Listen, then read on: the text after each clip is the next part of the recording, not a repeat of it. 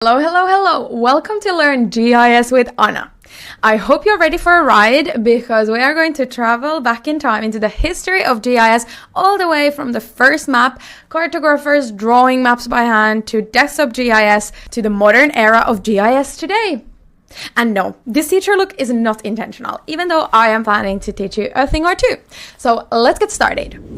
So it all started like millions of years ago. Okay, that was an exaggeration, but it all started 2500 before the Common Era, so super long ago, the first known map was created.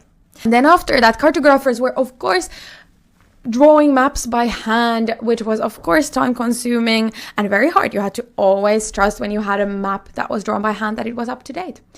But then in the 15th century, the printing press allowed for mass production of maps. And then in 19th and 20th century, the rise of thematic mapping was here. So it was not just about locations anymore, but also about patterns and data. That's pretty cool, huh? And then in the 60s, 70s, it was the digital revolution. And of course, also GIS was born. A very important guy called Roger Tomlinson built the first GIS system in the 60s.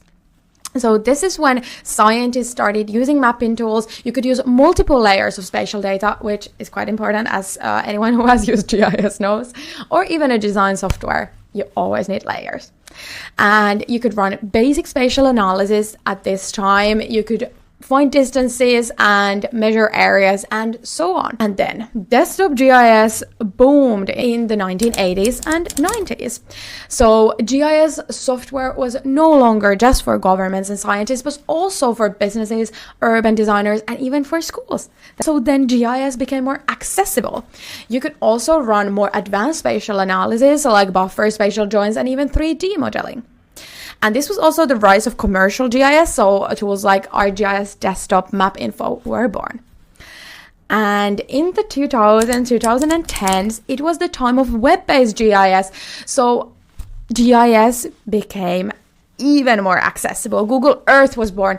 OpenStreetMap was born in 2004. So in the cloud GIS, you could update things in real time and share data way easier. And where are we today and where are we heading tomorrow? It's the modern era of GIS. So of course, cloud-based GIS is the new normal, but also things like automations and AI are really revolutionizing the industry. So you can automate your map workflows. You can even create maps with the help of AI. I don't know about you, but I am pretty excited of what is there to come next.